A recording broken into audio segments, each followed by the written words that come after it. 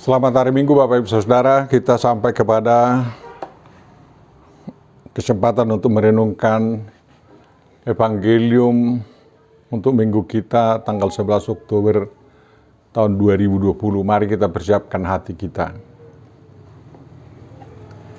Damai sejahtera dari Tuhan Jehovah Sebaot, Yesus Kristus, Roh Kudus yang melampaui damai yang dapat diberikan oleh dunia ini, kiranya memenuhi hati, pikiran, dan kehidupan kita dalam menghayati firman Tuhan dan melakukan tugas-tugas yang diberikan Tuhan kepada kita. Amin. Mari kita berdoa. Bapa Sorgawi, terima kasih atas minggu yang indah ini dan Kau berikan kesehatan kepada kami untuk mendengarkan firman-Mu. Kiranya tolonglah kami untuk mengkonsentrasikan diri kami memahami firman-Mu, dan kami berjanji Tuhan untuk dengar firman-Mu dan melakukannya dalam kehidupan kami sehari-hari demi kemuliaan-Mu dalam Yesus Kristus Tuhan dan Juru Selamat kami. Amin. Firman yang akan kita pahami agar kita bisa menghayatinya diambil dari kitab Injil Markus 10 ayat 35 sampai 45. Marilah kita dengarkan dan tangkap apa yang menjadi tugas kita berdasarkan pemahaman atas firman tersebut.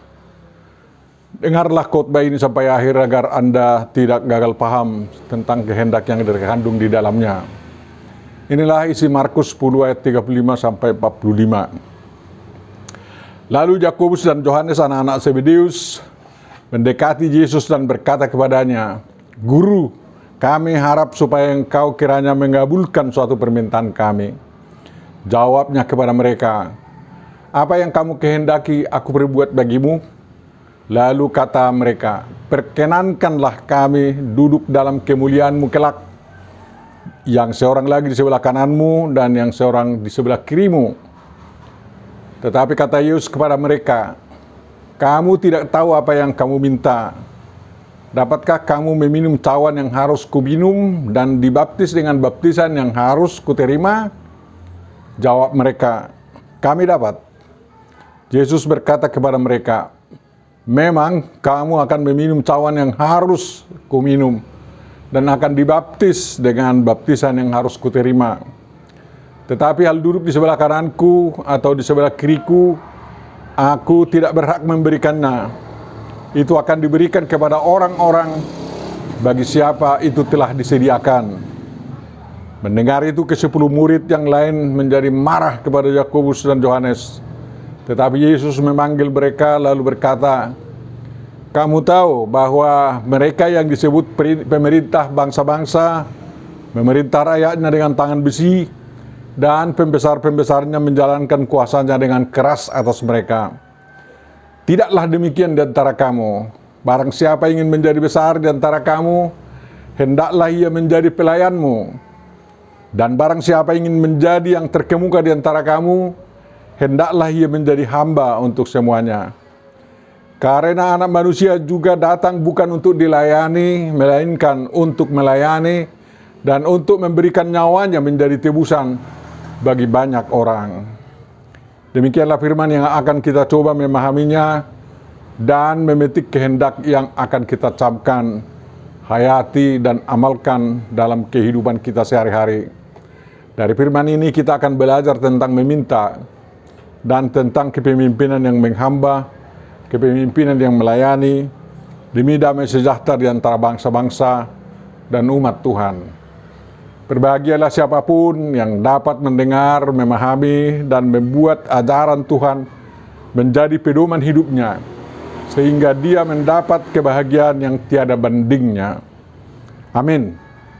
Bisa kita sambut dengan nyanyian doa, "Firman-Mu menjadi terang bagi hidup kami oleh kasih-Mu Tuhan Allah Bapa kami. Firman-Mu berikan pada kami agar menjadi berkat bagi hidup kami. Amin." Beberapa hal yang dapat kita pelajari dari firman ini yang sangat bermakna bagi kehidupan kita masing-masing sekarang ini, antara lain, 1. Meminta itu normal, berdoa itu kewajiban. Tuhan Yesus Kristus menganjurkan agar para pengikutnya meminta kepada Tuhan Bapa Surgawi dalam nama Tuhan Yesus Kristus. Dan Tuhan Yesus Kristus mengajarkan, mintalah maka akan diberikan kepadamu, carilah maka kamu akan mendapat, ketoklah maka pintu akan dibukakan bagimu. Karena setiap orang yang meminta menerima, dan setiap orang yang mencari mendapat, dan setiap orang yang mengetok baginya pintu dibukakan. Jadi jika kamu yang jahat tahu memberi pemberian yang baik kepada anak-anakmu, apalagi Bapamu yang di surga, Ia akan memberikan yang baik kepada mereka yang meminta kepadanya. Matius 7 ayat 7, ayat 8, ayat 11. Jika dua orang daripadamu di dunia ini sepakat meminta apapun juga, permintaan mereka itu akan dikabulkan oleh Bapakku yang di sorga. Matius 18 ayat 19. Dan apa saja yang kamu minta dalam doa dengan penuh kepercayaan, kamu akan menerimanya. Matius 21 ayat 22. Dan apa juga yang kamu minta dalam namaku, aku akan melakukannya, supaya Bapa dipermuliakan di dalam anak. Yohanes 14:13. Jikalau kamu tinggal di dalam aku dan firmanku tinggal di dalam kamu, mintalah apa saja yang kamu kehendaki dan kamu akan menerimanya. Yohanes 15 ayat 7. Sesungguhnya segala sesuatu yang kamu minta kepada Bapa akan diberikannya kepadamu dalam namaku. Yohanes 16 ayat 23b. Bukan kamu yang memilih aku, tetapi akulah yang memilih kamu, dan aku telah menetapkan kamu supaya kamu pergi dan menghasilkan buah, dan buahmu itu tetap, supaya apa yang kamu minta kepada Bapa dalam namaku diberikannya kepadamu. Demikian Yesus dalam Yohanes 15 ayat 16. Sampai sekarang kamu belum meminta sesuatu pun dalam namaku. Mintalah apa, maka kamu akan menerima, supaya penuhlah sukacitamu. Demikian Yesus dalam Yohanes 16 ayat 24. Itulah ajaran Yesus soal meminta. Ajaran ini mendorong murid Yesus Kristus, termasuk kita manusia zaman now, meminta kepada Tuhan apa yang mereka atau yang kita inginkan miliki. Sendiri atau dua orang atau beramai-ramai, pengikut Yesus Kristus diperkenankan meminta, baik dengan percakapan langsung antara Tuhan dengan yang meminta, maupun dengan doa kepada Tuhan. Yesus dan Yohanes, anak-anak Zebedeus, datang kepada Tuhan Yesus untuk meminta. Itu sesuai dengan ajaran Tuhan Yesus Kristus yang telah kita baca tadi. Yang disalibkan di sebelah kanan Tuhan Yesus pun datang sendiri untuk meminta kepada Yesus Kristus. Permintaan-permintaan itu agak mirip. Perkenankanlah kami duduk dalam kemuliaan-Mu kelak, yang seorang lagi di sebelah kananmu dan yang seorang di sebelah kirimu. Pinta dua bersaudara itu. Yesus, ingatlah akan aku apabila engkau datang sebagai Raja. Demikian yang tersalib di sebelah kanan Yesus itu meminta kepada Tuhan. Lukas 23 ayat 42. Permintaan Yakobus dan Yohanes tidak dikabulkan secara konkret, sedangkan permintaan penjahat yang tersalib di sebelah kanan Yesus Kristus benar-benar konkret dikabulkan. Mengapa begitu ya? Yesus Kristus mengajak para peminta kepada Tuhan agar yang meminta tahu apa yang dimintanya. Dengan halus Tuhan Yesus Kristus mengatakan kepada Yakobus dan Yohanes bahwa mereka tidak tahu apa yang mereka minta.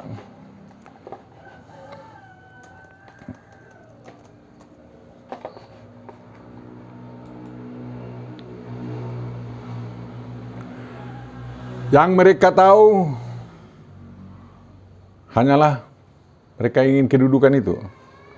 Dan mereka tidak tahu soal duduk di sebelah kanan Yesus dan di sebelah kiri Yesus sebagai bagian dari duduk dalam kemuliaan Yesus apabila Yesus telah dipermuliakan. Dua murid ini mungkin mengharap bahwa apabila Yesus Kristus memasuki kota Yerusalem, yang diceritakan dalam Markus 11 ayat 1 sampai 11, sesudah percakapan permintaan ini, Yesus akan menjadi raja yang akan menguasai negara Israel Raya sesuai dengan pengharapan Yahudi Israel tentang kedatangan Mesias. Dan apabila kerajaan itu nyatakan, maka dibutuhkan dua orang pembantunya, pembantu Yesus maksudnya, mirip pada masa Jerubabel bin Shealtiel sewaktu dia menjadi bupati di Yerusalem, yakni seorang imam seperti Yesua bin Yosadak dan seorang ahli Taurat, ahli hukum seperti Esra. Dua murid Yesus ini membayangkan adanya 3 serangkai dalam membangun kerajaan Israel yang baru itu. Bila memang demikian halnya, pemikiran di balik permintaan Yohanes dan Yakobus itu, benar apa yang dikatakan Yesus kepada mereka, "Kamu tidak tahu apa yang kamu minta." Mereka belum tahu dan belum memahami kedatangan Yesus sebagai Mesias yang menderita sesuai dengan nubuat nabi-nabi perjanjian lama seperti Yesaya 53 dan lain-lain. Walaupun Yesus telah memberitahukannya 3 kali kepada mereka sebelum permintaan itu diajukan. Baca Markus 8:31 sampai 38, 9:30 sampai 32, 10 ayat 32 sampai 34 dan ayat sejajarnya di kitab Injil yang lain. Yang perlu digarisbawahi di sini adalah bahwa siapapun yang meminta kepada Tuhan dalam Yesus Kristus, yang meminta itu harus paham dan tahu betul apa yang dimintanya. Tidak boleh asal minta. Kalau asal minta bisa saja menjadi konyol, kena marah oleh sesama, atau kena tegur oleh Tuhan. Walaupun yang dialami oleh orang yang meminta itu sudah sama seperti dengan apa yang dialami Yesus, yakni minum cawan yang diminum Yesus, dibaptis dengan baptisan yang dialami Yesus, yang meminta kepadanya harus paham dan betul tahu apa yang dimintanya. Yang perlu dipahami, 1, bahwa kerajaan Tuhan yang dibawa Yesus Kristus ke bumi dan di sorga bukan kerajaan seperti bentuk kerajaan atau kesultanan atau republik yang dibayangkan atau yang sudah ada di bumi ini. 2, kerajaan yang akan dipimpin oleh Yesus Kristus apabila dia sudah dipermuliakan adalah kerajaan kekal di sorga atau dari sorga yang selama dia sebagai pernyataan Bapanya di bumi di dunia ini dipimpin oleh Bapanya Jehovah Elohim dari sorga. Yang ketiga, Yesus yang di bumi atau di dunia tidak berhak memberikan kepada siapa-siapa yang akan duduk sebelah kanan atau sebelah kirinya dalam kerajaan itu selagi dia di dunia ini. Ini harus dipahami. Tuhan Yesus Kristus secara sengaja mengatakan bahwa dia tidak berhak memberikan kedudukan di sebelah kanan atau sebelah kirinya di dalam kerajaannya di mana dia dimuliakan.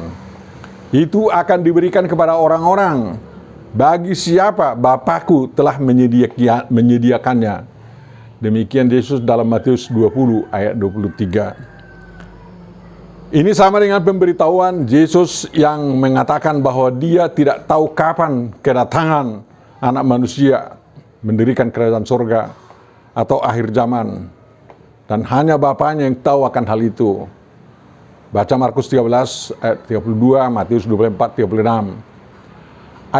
Ayat ini banyak digunakan oleh kaum anti-Kristus Alkitabiah untuk menyangkal ketuhanan Yesus, dan yang sekaligus menuduh bahwa inilah bukti ketidakmatahuan Yesus Kristus, sehingga dia tidak benar sebagai anak Allah atau penyataan Tuhan, kata anti-Kristus tersebut. Benarkah demikian? Tidak. Ketuduhan itu salah paham. Ucapan-ucapan Yesus ini tidak menyangkal bahwa dirinya penyataan Tuhan atau firman yang menjadi manusia, anak manusia menurut Daniel 7 ayat 14. Dan bukan pula menunjukkan bahwa Yesus Kristus tidak maha tahu. Tetapi dengan sengaja Yesus Kristus menyembunyikan kedua hal itu melalui ucapannya tersebut. Dia sengaja untuk tidak menentukan kedudukan atau bagaimana masa depan orang percaya kelak di dalam kerajaan surgawinya selagi dia masih berada di dunia, kecuali kepada orang yang sudah diambang kematian, seperti orang yang disalibkan di sebelah kanannya, yang kepadanya diberikan destinasi masa depan yang sangat pasti. Hari ini engkau bersama saya di Firdaus, kata Tuhan Yesus kepada yang di sebelah kanannya.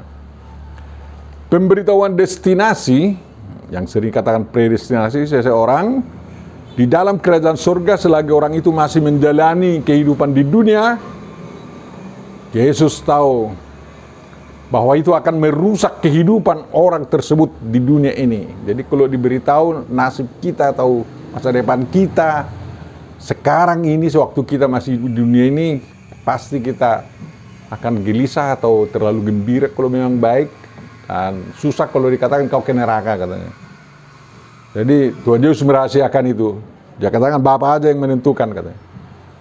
Sebagai gantinya, Yesus Kristus mengajarkan kepada para pengikutnya hal-hal apa yang harus diimani dan wajib diperjuangkan.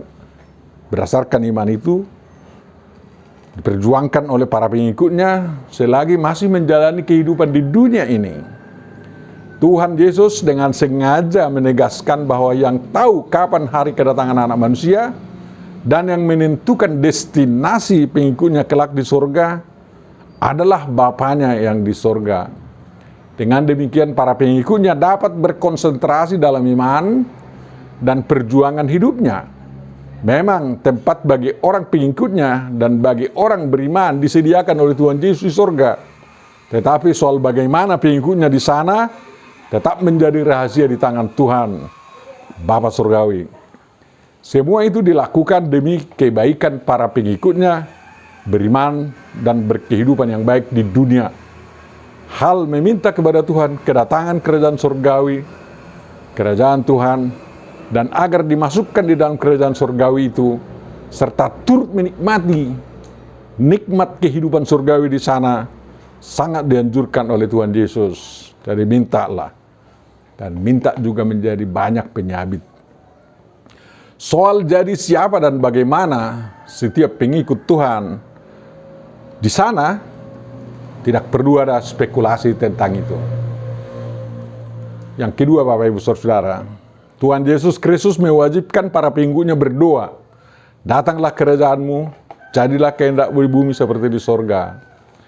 Agar dalam mengharap kedatangan kerajaan itu dan sehubungan dengan hal berada dalam kerajaan itu, karena dikatakan sebab sesungguhnya kerajaan Allah ada di antara kamu, demikian Yesus dalam Lukas 27 ayat 21b, Tuhan Yesus Kristus mengajak para muridnya mengetahui dan memahami betul-betul tentang kerajaan-kerajaan di dunia ini dan bagaimana kepemimpinan di dalamnya. Lalu para pengikutnya wajib dan benar-benar mengetahui bagaimana kerajaan dan kepemimpinan di tengah-tengah umat pengikut Yesus Kristus. Tuhan Yesus Kristus sebagai seorang warga negara di daerah yang sedang dijajah oleh Kekaisaran Romawi, waktu itu tahu betul tentang bagaimana pemerintahan bangsa-bangsa memerintah rakyatnya. Dia tahu Yohanes Pembaptis adalah salah satu korban pemerintahan dan penguasa yang bertindak dengan tangan besi dan dengan kuasa kekerasan. Pengetahuan Yesus Kristus diperkaya lagi dengan mengetahui sejarah bangsanya Israel yang mengalami penindasan-penindasan dari bangsa penjajah seperti bangsa Asyur, zaman Salmanasar V dan yang digantikannya, dan bangsa Babel sewaktu pemerintahan Nebukadnezar, dan sebelumnya para Firaun di Mesir terhadap bangsa Israel yang diperbudak. Tuhan Yesus tahu semua itu. Walaupun Kekaisaran Romawi telah mengenal trias politika, punya senat dan melakukan pemilihan kaisar, toh juga para pejabatnya menjalankan pemerintahan dengan tangan besi, terutama di daerah-daerah jajahan mereka. Seperti di Israel waktu itu. Sampai sekarang masih banyak pemerintahan diktatorial di negara-negara di dunia ini. Pemerintahan demokratis yang sangat menghormati hak asasi manusia belum ada pada zaman Tuhan Yesus Kristus berkarya di dunia ini. Tetapi para pengikut Yesus Kristus tahu bahwa pemerintahan diktatorial maupun pemerintahan demokratis yang ada di dunia tidak menjadi tiruan atau model dalam pemerintahan di kalangan para pengikut Yesus Kristus, di mana kerajaan surgawi ditegakkan. Pemerintahan gerejawi atau huriawi yang ditegakkan setiap kelompok Kristen dapat dikatakan sebagai usaha menerapkan kehendak Yesus Kristus, dan itu sangat beda dengan pemerintahan diktatorial maupun pemerintahan demokratis. Tetapi model pemerintahan gerejawi atau huriawi yang ada itu masih jauh dari sempurna seperti diinginkan Tuhan Yesus Kristus. Tetapi walaupun demikian, pemerintahan gerejawi atau huriawi yang ada itu merupakan area atau tempat menjalankan kepemimpinan yang menghamba, kepemimpinan yang melayani, demi damai sejahtera di bumi di antara manusia yang berkenan kepadanya. Dalam pemerintahan gerejawi atau yang huriawi itu ada pemimpin, yakni Tuhan Yesus Kristus, kepala gereja atau kepala huria, uluni huriai. Yesuslah pemimpin seluruh kelompok Kristen yang mengakuinya sebagai Tuhan, Mesias, Juru Selamat, Anak Manusia, dan penghapus dosa, maupun sebagai hakim satu-satunya di pengadilan terakhir nantinya. Kepemimpinan Yesus sudah Dia tunjukkan dalam 3 tahun berkarya di dunia sebagai kepemimpinan yang melayani dan yang telah memberikan nyawanya menjadi tebusan bagi banyak orang. Walaupun Yesus sudah berada di sorga, Dia melanjutkan kepemimpinannya tersebut di dunia. Semua huria gerejanya tanpa kecuali merupakan tubuhnya. Kepala tanpa tubuh tidak berarti, dan tubuh tanpa kepala adalah mayat. Di setiap kelompok pengikutnya yang berupa ribuan sekte itu, yang anggotanya banyak atau sangat sedikit, pada dasarnya tidak ada di antara mereka yang disebut pemimpin. Tetapi ada juga yang mengatakan pemimpinnya merupakan wakil Kristus di dunia. Ya, itulah itu. Yang sebenarnya atau seharusnya terjadi adalah bahwa setiap orang yang menjadi bagian dari tubuh Kristus itu adalah organ-organ yang saling melayani. Kerajaan Kristus di dunia tidak mengenal batas wilayah kerajaan. Bukan seperti setiap negara di dunia ini yang punya batas wilayah. Dalam kerajaan ini ada denominasi gereja yang warganya lebih dari 1 miliaran orang di berbagai negara. Tetapi ada juga denominasi gereja yang anggotanya hanya puluhan orang. Semuanya sama di hadapan Kristus sebagai bagian dari tubuh Kristus dan di bawah pemerintahan atau kepemimpinan Yesus Kristus. Di kalangan pengikut Kristus tidak ada yang menjadi pemimpin atau kategetes dalam bahasa Yunani. Demikian Yesus di Matius 23:10. Kategetes yang berfungsi sebagai pengganti Tuhan Yesus Kristus. Tidak boleh ada di kalangan gereja-gereja apapun itu. Yang ada adalah yang menjadi besar dan yang menjadi terkemuka. Apa artinya itu? Yang menjadi besar artinya yang menjadi banyak sekali, bahkan sampai miliaran orang yang digembalakannya dalam nama atau otoritas Tuhan Yesus Kristus. Dan yang menjadi terkemuka artinya yang menjadi teladan bagi seluruh umat pengikut Tuhan Yesus Kristus. Karena Dia mempertegas dan memperluas keteladanan Yesus Kristus untuk kehidupan seluruh umat manusia. Dalam kerajaan Kristus yang tampak dalam tubuh Kristus di dunia, memang ada hierarki. Tetapi bukan hierarki kekuasaan, melainkan hierarki luasnya pelayanan. Itu yang tampak dalam adanya paus, kardinal, uskup, pastor, atau bisop, preses, pendeta resort, guru jehuria, sintua. Setiap pejabat itu memiliki luas cakupan wilayah di mana dia melayani umat Tuhan, sesamanya pelayan, dan tentu saja melayani Tuhan. Kepala gereja, kepala huria itu tidak diketahui bagaimana hierarki kepelayanan di kerajaan surga, di surga kelak. Lihat nantilah itu kalau di sana. Tuhan kita yang Maha Esa itu yang tahu, dan semua tunduk kepada pengaturannya. Yang ketiga, Bapak Ibu Saudara, kepemimpinan Kristiani. Di kalangan umat Kristen tidak ada disebut pemimpin, sudah dikatakan di atas. Tetapi yang disebut adalah orang yang menjadi besar dan orang yang menjadi terkemuka. Mereka adalah pelayan dan hamba di tengah-tengah umat dan di hadapan Tuhan. Jabatan-jabatan mereka adalah jabatan pelayanan, yang diantara mereka ada yang dinamai sintua, presbiter, apostel, guru jemaat, pendeta resort, preses, bishop, atau pastor, uskup, kardinal, atau paus, yang diberi otoritas menyandang pedang roh. Mereka tidak disebut raja, presiden, perdana menteri, gubernur, bupati, wali kota, camat, kepala desa, atau kepala kampung, atau gamot yang diberi otoritas menyandang pedang. Ini kan Roma 13:4. Dan tidak disebut manajer atau bos atau tuan seperti layak di dunia ini. Semua nama atau sebutan untuk pejabat gerejawi itu adalah sebutan untuk pelayan. Sebagai pelayan mereka menjalankan kepemimpinan maupun manajemen, tetapi tidak seperti kepemimpinan atau manajemen yang dilakukan manusia di organisasi atau kerajaan duniawi atau kerajaan sekuler maupun di dalam perusahaan-perusahaan. Kepemimpinan Kristiani itu disebutkan kepelayanan Kristiani, bukan kepelayanan restoranis dan bukan pula kepelayanan ala pembantu rumah tangga atau kepelayanan PRT. Kepelayanan Kristiani adalah pelayanan yang diisi dengan perkataan, perbuatan, keteladanan, dan arahan yang didasarkan pada iman kepada Tuhan Yesus Kristus, sehingga orang yang berada dalam wilayah kepelayanannya terhindar atau mampu menghindari keterjerumusan ke dalam hal-hal yang tidak baik.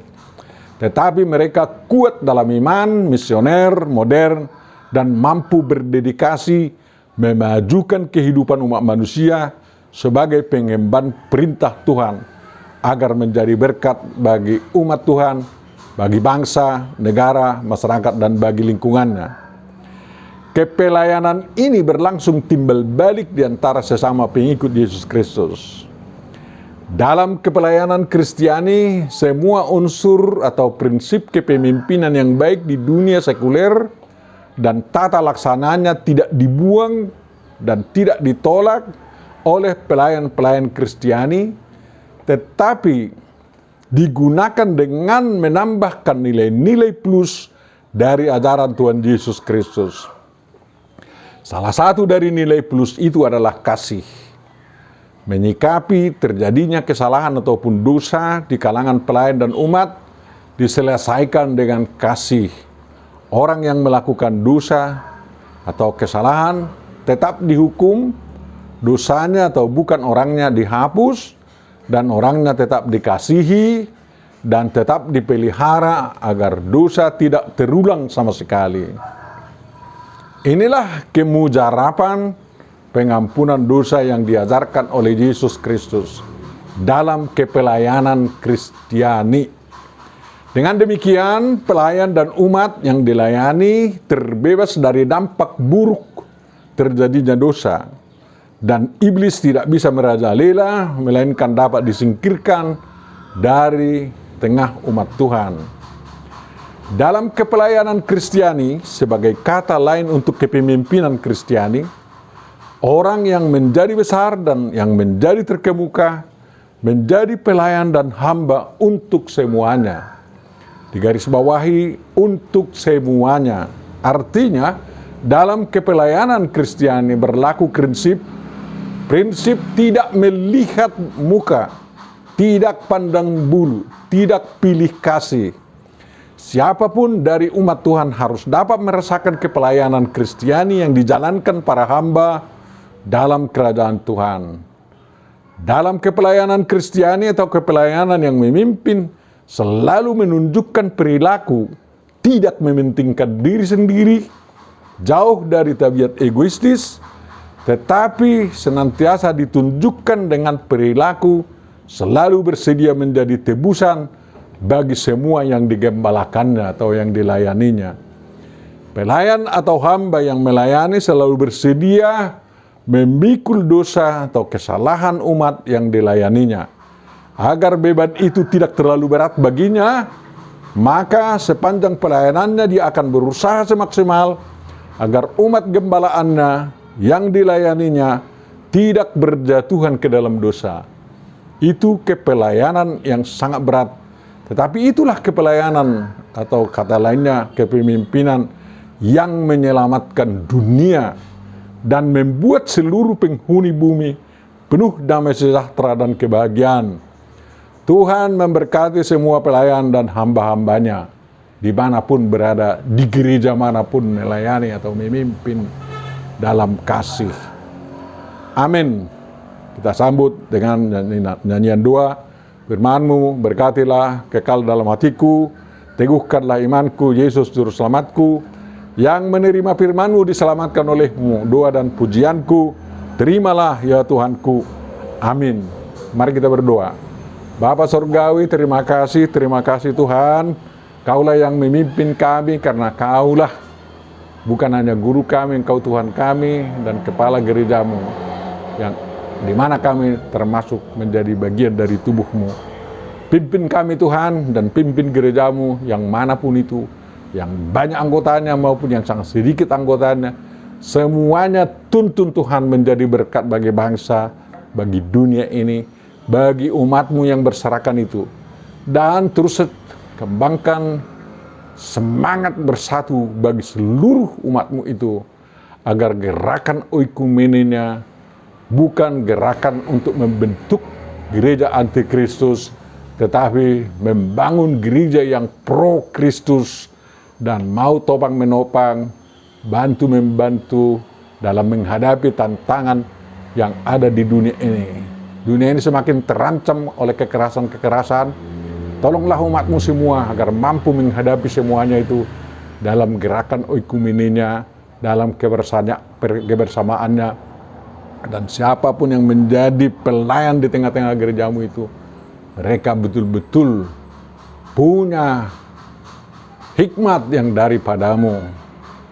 Agar semua sekte, semua kumpulan orang Kristen bukan alat untuk memisahkan umat-Mu, tetapi alat untuk mempersatukan seluruh umat-Mu dalam gerakan kasih ini. Ampuni bangsa kami dan lepaskan dari persoalan perekonomian yang semakin sesak sekarang. Jauhkan resesi dari negeri kami, dan tolonglah Tuhan agar pandemi COVID-19 ini berhenti dan tidak lagi banyak yang korban. Kiranya sadarkan bangsa kami agar mereka dalam berkumpul tidak menjadi pembentuk klaster-klaster yang terjadi penularan COVID-19. Tuhan Bapa Surgawi, kepentingan politik apapun yang dibawakan oleh para pemimpin bangsa kami, tetapi kiranya semua itu demi kemuliaan nama-Mu. Sempurnakan doa kami Tuhan di dalam Yesus Kristus Tuhan dan Juru Selamat kami. Amin.